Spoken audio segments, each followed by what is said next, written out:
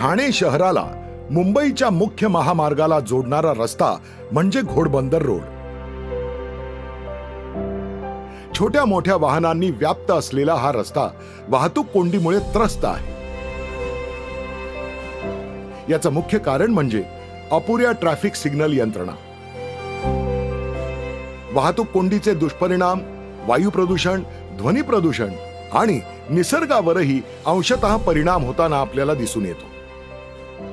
या प्रश्नाचं समाधान करण्यासाठी ठाणे महानगरपालिका अंतर्गत येणाऱ्या घोडबंदर रोड परिसरात माझ्या संकल्पनेनं आणि राज्याचे मुख्यमंत्री श्रीयुत एकनाथ शिंदे साहेब तसंच ठाणे महानगरपालिका आयुक्त अभिजित बांगर यांच्या सहकार्यानं अत्याधुनिक ट्रॅफिक सिग्नल यंत्रणेची उभारणी प्रगतीपथावर आहे.